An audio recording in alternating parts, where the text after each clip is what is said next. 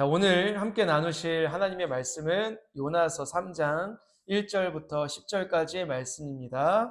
우리 함께 한 목소리로 합독하겠습니다. 여호와의 말씀이 두 번째로 요나에게 임하니라. 이르시되 일어나 저 큰 성읍 니느웨로 가서 내가 내게 명한 바를 그들에게 선포하라 하신지라. 요나가 여호와의 말씀대로 일어나서 니느웨로 가니라. 니느웨는 사흘 동안 걸을 만큼 하나님 앞에 큰 성읍이더라. 요나가 그 성읍에 들어가서 하루 동안 다니며 외쳐 이르되 40일이 지나면 니느웨가 무너지리라 하였더니 니느웨 사람들이 하나님을 믿고 금식을 선포하고 높고 낮은 자를 막론하고 굵은 베옷을 입은지라. 그 일이 니느웨 왕에게 들림에 왕이 보좌에서 일어나 왕복을 벗고 굵은 베옷을 입고 제 위에 앉으니라. 왕과 그의 대신들이 조서를 내려 니느웨에 선포하여 이르되 사람이나 짐승이나 소떼나 양떼나 아무것도 입에 대지 말지니 곧 먹지도 말 것이요 물도 마시지 말 것이며 사람이든지 짐승이든지 다 굵은 베옷을 입을 것이요 힘써 하나님께 부르짖을 것이며 각기 악한 길과 손으로 행한 강포에서 떠날 것이라. 하나님이 뜻을 돌이키시고 그 진노를 그치사 우리가 멸망하지 않게 하시리라. 그렇지 않을 줄을 누가 알겠느냐 한지라.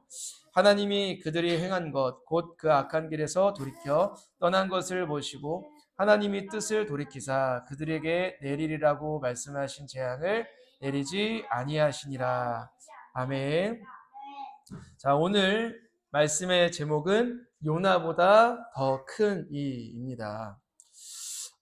자, 지난 시간 우리는 요나가 하나님이 예비하셨던 물고기 뱃속에서 은혜를 알아가는 과정에 대해서 나누었습니다.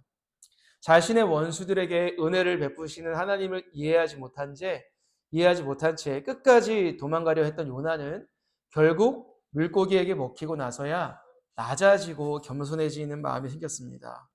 그래서 하나님 말씀에 순종하고자 하는 마음을 갖게 되었죠. 자, 물고기 뱃속은 무엇을 의미한다고 했어요? 우리 삶 가운데 어려움, 고난, 스올 이러한 시간을 의미한다고 했습니다. 아마도 한 주간 요나와 같이 물고기 뱃속을 경험하신 분이 있었을 겁니다.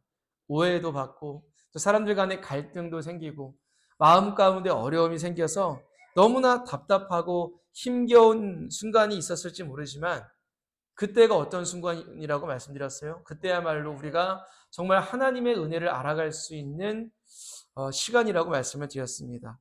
고난이 그저 고난으로만 끝난다면 너무나 안타까워요. 그러나 고난을 통해 하나님의 은혜를 조금이나마 더 알아간다면 그 고난은 형통한 시간보다 더욱더 값진 시간이라고 말씀드렸습니다. 자, 오늘은 요나서 3장의 말씀을 다 나누어 볼 건데요. 자, 요나는 지금 니느웨에 도착한 상태입니다. 저 멀리 도망갔던 요나가 어떻게 니느웨에 빨리 도착할 수 있었나요? 커다란 물고기가 마치 잠수함이 되어 요나를 니느웨까지 이동시켜 주었습니다. 물고기가 요나를 토해낸 곳이 바로 그 니느웨 땅이었죠. 3장은 니느웨에 도착한 요나의 모습으로 시작합니다. 자, 그런데요. 3장을 나누어 보기 전 이 요나서가 기록된 배경, 요나가 요나서를 기록한 배경에 대해서 먼저 나누어 보고자 해요. 그래야 우리가 이 요나서 3장에 대한 말씀을 조금 더 선명하게 이해할 수 있기 때문이에요. 자, 요나서는 누가 기록했다고 했어요, 방금? 요나가 기록했다고 했습니다. 자, 그러면 요나는 이스라엘 가운데 어떤 시대에 활동했던 선지자일까요? 자, 우리나라는 남과 북으로 분단되어 있죠.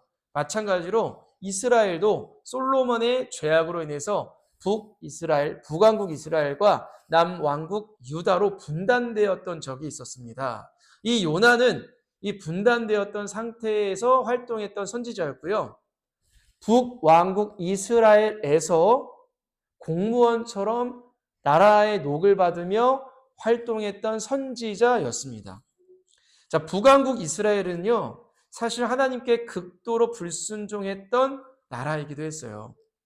여로보암 왕으로 인해서 대다수의 왕들이 하나님을 섬긴다고는 했지만 실상은 뭐였습니까? 우상을 숭배했던 왕들이었습니다. 하나님께서 싫어하는 범죄는 다 저질렀어요. 제사도 드렸고 다 했지만 그들의 속을 들여다보면 하나님이 아닌 다른 신들이 가득했고 그 나라 안에는 하나님을 떠남으로 말미암아 정의와 공의가 다 무너진 상태이기도 했습니다. 강자가 약자를 억압했어요. 거짓을 일삼았습니다. 율법을 자신들 입맛대로 지켰던 나라였습니다. 하나님 마음에 아주 못을 박는 나라가 북이스라엘이었어요. 그럼에도 하나님의 언약의 백성이라는 사실은 변함이 없었어요. 물론 불순종하고 그들이 끝까지 회개하지 않고 돌아오지 않을 때는 하나님께서 그들에게 돌이키라는 의미로 매를 때리시기도 했어요. 하나님께서 북이스라엘에게 매를 때리시는 방법 중 하나는 뭐였냐면 다른 나라, 주변 국가들을 강하게 만들어서 이 북이스라엘이 겸손하고 낮아지게 만드는 방법도 하셨습니다. 그 과정에서 다른 나라들에게 괴롭힘도 당했습니다. 대표적인 북이스라엘을 괴롭혔던 나라가 어떤 나라였냐? 니느웨를 수도로 삼고 있는 아수르였다는 거예요. 아수르의 수도가 니느웨인 것이죠. 그렇게 북왕국 이스라엘이 하나님께 불순종하고 범죄함으로 말미암아 계속해서 고난을 당합니다. 그런데 고난을 당하고 어려움을 당하고 있던 그때에 어떤 이유인지는 모르겠지만 갑자기 하나님께서 북이스라엘에게 긍휼과 은혜를 베푸시는 장면이 나와요. 그 이야기가 열왕기하 14장 25, 26절에 나오는데요. 함께 읽어볼까요? 시작. 이스라엘의 하나님 여호와께서 그의 종 가드에벨 아미떼의 아들 선지자 요나를 통하여 하신 말씀과 같이 여로보암이 이스라엘 영토를 회복하되 하맛 어기에서부터 아라바 바다까지 하였으니 이는 여호와께서 이스라엘의 고난이 심하여 매인 자도 없고 노인 자도 없고 이스라엘을 도울 자도 없음을 보셨고, 이 구절을 요약하면 뭐예요? 하나님께서 이스라엘을 기억하셨다는 거예요. 그들이 뭘 잘한 것도 없지만서도 그럼에도 내 백성이니까 그들이 어려움 당하고 있는 것을 하나님께서 보시고 너무나 속상해서 긍휼해서 그들의 영토를 회복하시고자 하셨다. 그 마음을 선지자 요나에게 알려주셨다라는 겁니다. 이들이 뭘 잘했다고요? 아니요. 계속 잘못하고 있어요. 그런데 뭐예요? 하나님의 백성이라는 이유 하나만으로, 언약을 맺으셨다는 이유 하나만으로 내가 너희들에게 긍휼도 베풀어 줄게. 너희들 잘해서 그런 건 아니야. 근데 내가 너희를 사랑해서 그러는 거야. 예를 들어 이거예요. 우리 자녀들이, 자식들이 말을 지지리도록 안 듣고 있어도 그럼에도 불구하고 부모는 자녀를 사랑하기에 잘한 게 없어도 긍휼을 베풉니다. 잘한 게 없어도 건강을 챙겨주고, 잘한 게 없어도 밥을 주고, 잘한 게 없어도 때로는 칭찬도 하는 게 부모 마음 아니겠습니까? 그래서 줄 의무가 없으신 하나님께서 받을 자격 없는 북이스라엘에게 회복을 주시는 은혜를 베푸시기로 작정했는데 그 마음을 요나에게 알려주셨다라는 거예요. 그런데 여러분 중요한 게 뭔지 아세요? 하나님께서 이렇게 북이스라엘에게 회복을 주시고 회복의 은혜를 베푸셨을 그때에 북이스라엘이 과연 돌이켰을까요? 감사했을까요? 회개했을까요? 아니요. 하나님의 은혜의 손길만 꿀꺽 삼키고 하나님의 은혜에 대하여 돌이키지 않았어요. 회개하지 않았어요. 거들떠보지 않았어요. 어때요, 여러분? 괘씸합니까? 안 괘씸합니까? 괘씸하죠. 이러한 상황에서 활동했던 선지자가 누구였다고요? 요나 선지자. 이 북이스라엘이 굉장히 괘씸했을 때 하나님이 긍휼을 베풀어 주셔도 돌아오라고 손짓을 하셔도 돌아오지 않고 있던 그때에 활동했던 선지자가 요나였다는 거예요. 그래서 여러분, 요나가 이 요나서를 기록한 목적이 뭐냐면 이토록 긍휼의 은혜를 받았음에도 끝까지 회개하지 않는 북이스라엘이 이 요나서를 읽고 깨달으라는 거예요. 이 말이 대체 무슨 말인지 좀 아리송하시죠? 이 요나서를 읽고 뭘 깨달으라는 거야? 이 북이스라엘이 요나서를 읽고 뭘 깨달을 수 있지라는 생각이 드실 겁니다. 그래서 그걸 여러분에게 이제 설명드리는 거예요. 요나서를 읽고 북이스라엘이 뭘 깨달을 수 있을까? 그리고 북이스라엘과 다를 게 없는 우리도 뭘 깨달을 수 있을까를 이 3장 말씀을 통해서 깨달아 보겠다라는 것입니다. 자, 여러분, 요나서의 원독자, 1차 독자는 누굴까요? 저일까요? 우리나라일까요? 물론 우리도 독자가 될 수 있는데 요나가 이 요나서를 쓰면서 누구를 생각했냐라는 거예요. 누가 읽었으면 좋겠다라는 생각을 했냐는 거예요. 누구냐면 북이스라엘이에요. 원독자. 1차 독자는 북이스라엘이었습니다. 자, 그러면 요나서에 어떤 말씀이 기록되어 있길래 북이스라엘이 이 요나서를 읽고 자신의 처지를 깨달을 수 있는가라는 겁니다. 그걸 한번 살펴볼게요. 3장 말씀 살펴보겠습니다. 1절과 2절이에요. 시작.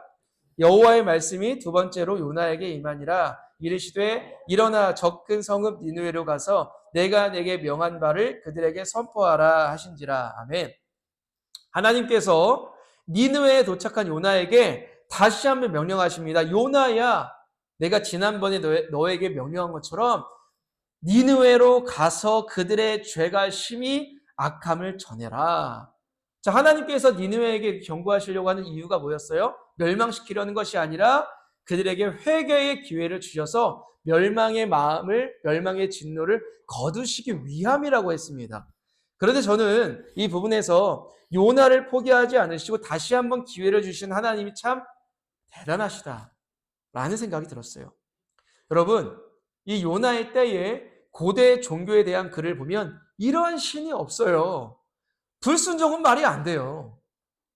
만일 불순종하면, 신의 말에 불순종함이 거역하면 그 사람은 당연히 죽음을 당할 수밖에 없었고요. 죽음이 아니라면 다시는 기회를 얻지 못하는 게 고대 종교의 신들입니다. 엄격함입니다. 물론 다른 고대 종교는요, 고대 신들은 인간이 만들어낸 신이죠.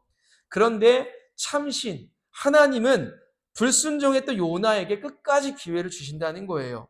요나가 불순종했다고 버리고 다른 선지자를 쓰시는 게 아니라는 겁니다. 자, 요나만 그렇게 기회를 얻는 걸까요? 아닙니다. 오늘을 살아가는 저와 여러분 똑같습니다. 저도 그렇고 여러분도 그렇고 어떻게 해요? 순순히 순종합니까? 정말?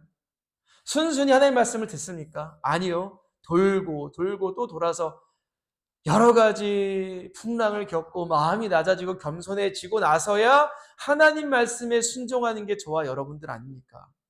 그때 비로소 순종의 길을 걷죠. 누구처럼요? 요나처럼. 우리가 그 길을 걸을 수 있음은 하나님이 불순종했던 우리를 기다리신다는 것이에요. 인내하신다는 거예요. 그리고 기회를 또 주신다는 겁니다. 자, 여러분, 하나님은 왜 그래도 우리에게 기회를 주시는 걸까요? 왜 주실까요? 우리를 하나의 소모품으로 여기지 않기 때문입니다. 우리의 아버지이기 때문이에요. 독생자 예수님을 죽이시면서까지 우리를 사랑하셨고 우리를 그토록 사랑하시기에 버리지 않으신다는 겁니다. 그 사랑과 은혜를 저와 여러분들이 기억했으면 좋겠어요. 여러분 질문 드릴게요. 하나님 아버지는 우리가 무언가를 잘해서 사랑하시는 분입니까? 우리가 순종을 하면 더 사랑해 주시는 분이에요? 만일 우리가 무언가를 못한다면 우리를 미워하시는 분인가요? 덜 사랑하시는 분인가요? 아니에요. 우리의 순종 여부에 상관없이 우리를 무한대로 사랑하시는 분입니다. 여러분이 하나님께 말씀에 순종한다면 더 사랑받으려고 순종하나요? 여러분들이 부모님께 사랑받기 위해 순종하나요? 우리 자녀들이 우리에게 더 사랑받으려고 순종하나요? 만일 그렇다면 그 마음을 교정해야 돼요. 그게 아니에요. 우리의 자녀나 우리 부모님은요, 부모님들은요, 자녀의 순종 여부에 없이 목숨을 바칠 정도로 자녀를 사랑합니다. 그럼 여러분, 이상하죠? 목사님, 우리가 하나님께 왜 순종해야 되는 거예요? 우리가 순종하든 불순종하든 하나님은 우리를 무한대로 사랑해 주시면 불순종해야 되는 거 아닙니까? 라고 생각될지 모르겠어요. 아닙니다. 여러분, 우리가 하나님의 말씀을 순종하는 이유는 더 사랑받으려고 순종하는 게 아니에요. 우리는요, 하나님 말씀에 순종할 때 비로소 하나님이 우리를 얼마나 사랑하시고 우리를 향한 계획이 얼마나 놀라운지를 깨달을 수가 있기 때문에 순종하는 거예요. 우리가 하나님 말씀 순종하지 못하면 그 사랑이 얼마나 깊고 넓은지 깨달을 수가 없어요. 우리를 향한 계획이 얼마나 놀라운지를 깨달을 수가 없어요. 순종하는 자만이 하나님을 더욱 깊게 알아갑니다. 그래서 우리에게 순종이 중요한 거예요. 결국 순종은 우리를 위함이에요. 우리 자신을. 자, 요나는 하나님 말씀에 순종하기 시작합니다. 요나가 100점 만점에 100점으로 순종했을까요? 완벽하게 순종했을까요?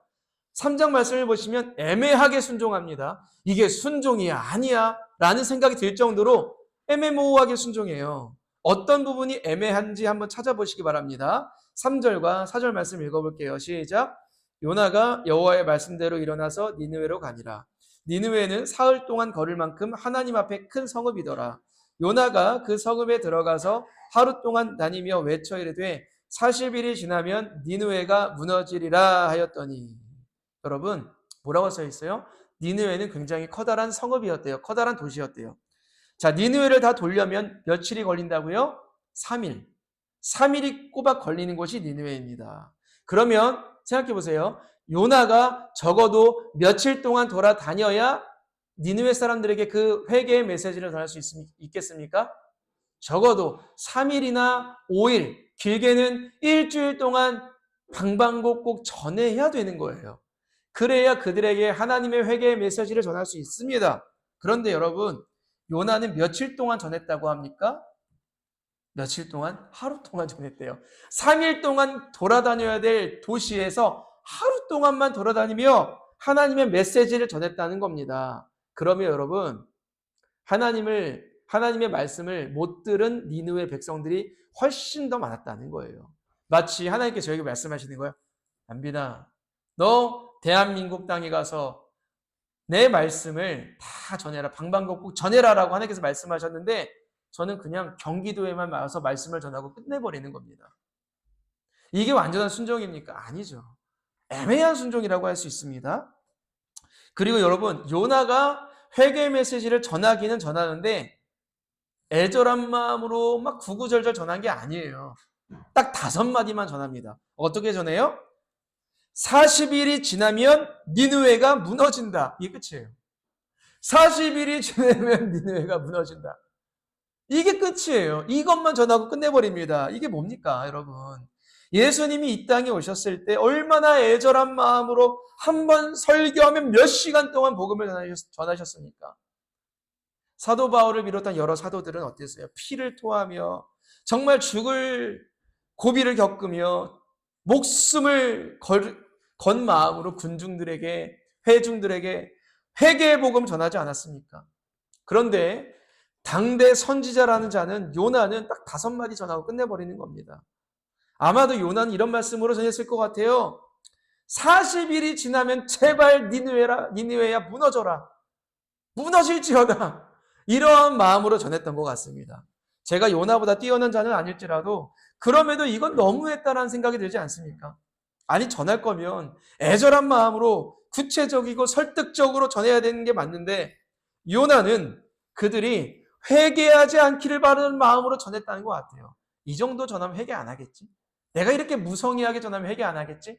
이러한 마음으로 전한 것 같아요. 놀라운 게 무엇입니까? 놀라운 것은 니느웨가 이런 대충 전한 하나님을 말씀을 듣고 바로 대대적인 회개를 했다는 거예요. 놀랍죠? 무성의한. 다들 금식을 선포하고 높고 낮은 자를 막론하고 굵은 베옷으로 갈아입고 하나님께서 그 진노를 거두어 달라고 울부짖으며 기도했다는 겁니다. 여러분, 요나의 5마디가 그토록 능력이 있었던 겁니까? 아니죠. 좀 이상하죠. 이렇게 무성의한 메시지를 듣고 이들은 어떻게 회개했지? 이상한데? 애매한데? 좀 어색한데? 부자연스러운데? 이런 생각이 들죠. 그래서 그 당시의 역사 기록을 좀 우리가 찾아봐야 되는데 당시 니느웨는요. 요나가 가서 그 회개 메시지를 전하기 전부터 징조들이 있었대요. 니느웨에는 아수르에는 멸망의 징조들, 불길한 징조들, 재앙의 징조들이 있었는데 그 중에 하나가 뭐냐면 계기일식입니다. 그 당시의 계기일식은 불길한, 나라가 망하는 그러한 불길한 징조로 여겨졌다고 해요. 그래서 그들에게는 우리나라 망하나? 우리나라 큰일 나나? 니느웨 사람들도 우리가 지은 죄가 많아서 나라가 망하는 것인가? 라는 불길한 생각을 갖고 있었고 또 이어서 각종 전염병과 기근까지 있었다고 합니다. 불안했다는 거예요. 뭐라도 붙잡아야 됐다는 거예요.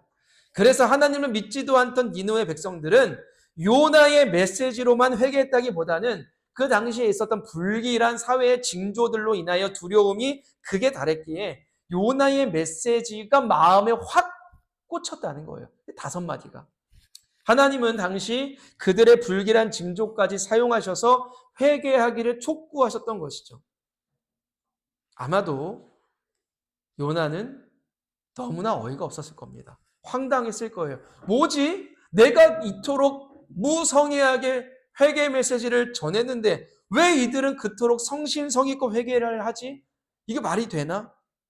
그리고 여러분, 요나가 원한 것과 반대로 40일이 지나자 정말 하나님의 진노가 거두어집니다. 10절에 보면 이런 말씀이 써 있어요. 요나가 굉장히 싫어하는 결말인데요. 함께 읽겠습니다. 시작.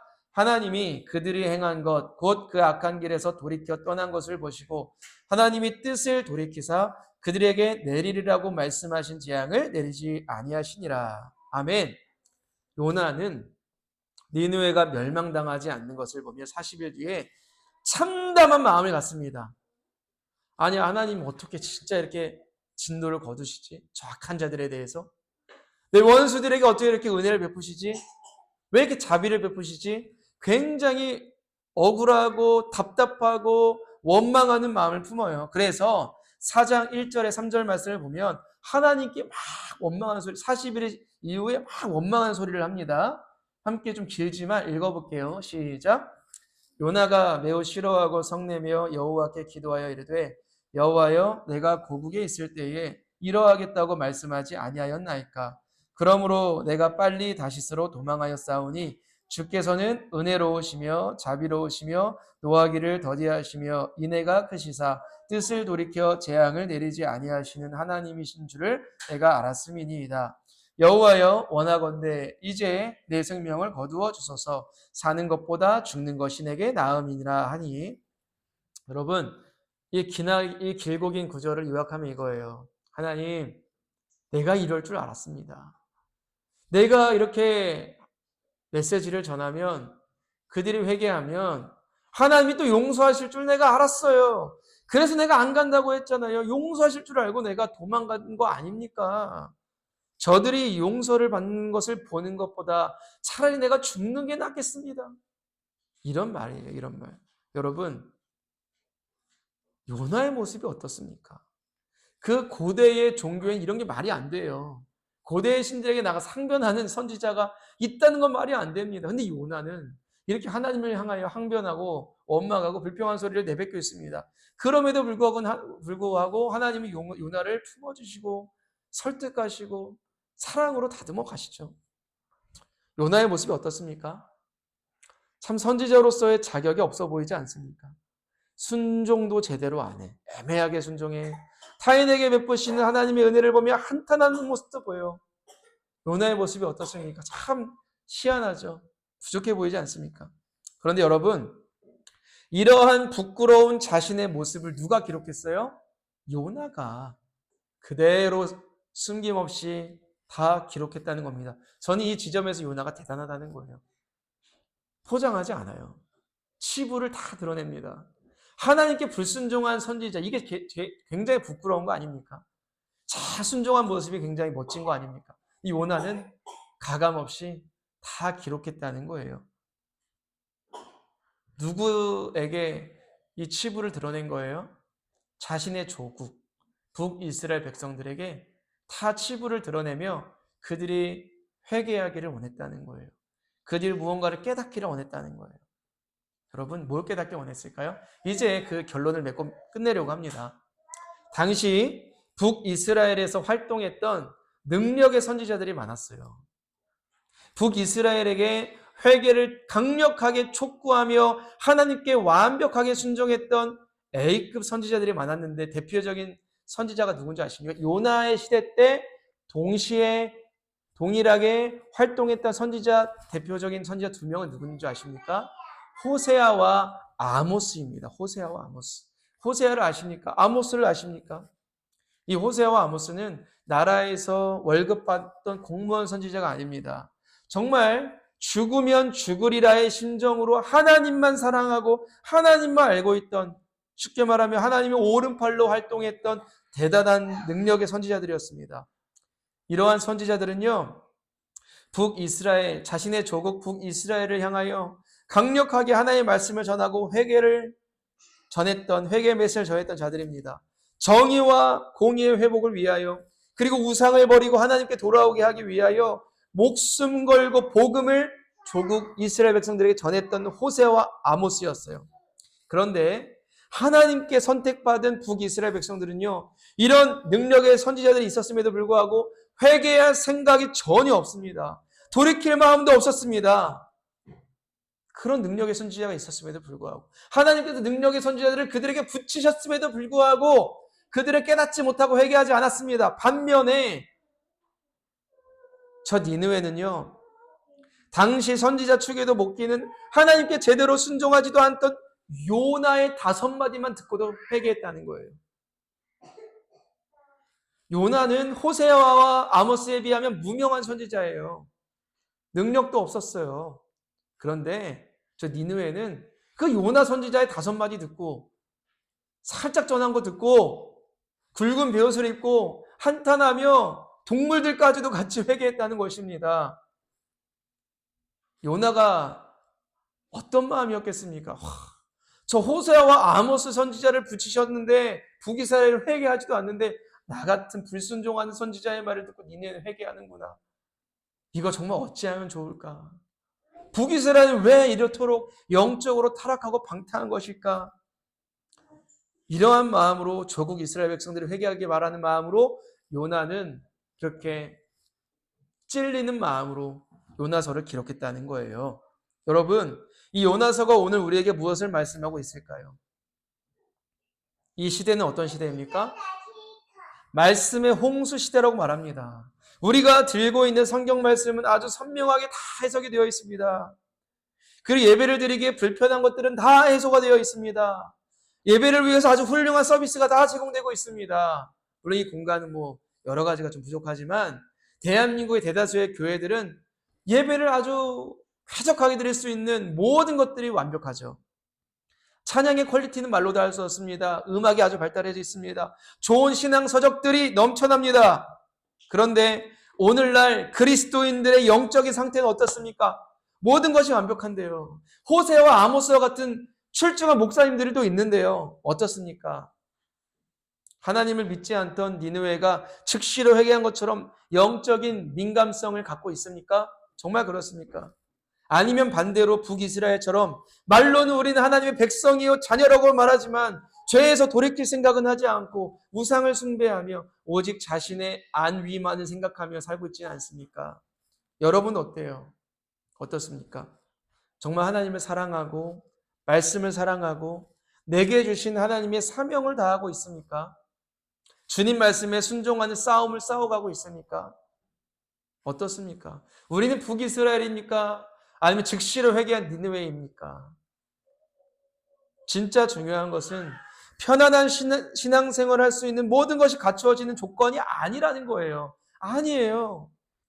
호세아와 아모스 같은 선지자가 있을지라도 모든 것이 완전할지라도 우리가 영적인 민감성, 영적인 거룩한 긴장성을 갖고 있지 않으면 우리는 북이스라엘처럼 그냥 그렇게 우상을 숭배하며 예배를 드리며 그렇게 한 발은 세상에 한 발은 하나님께 두면서 우상 숭배하며 살아갈 수 있다는 것입니다. 이제는 우리가 영적인 긴장성을 가져야 돼요. 영적인 민감성을 가져야 됩니다.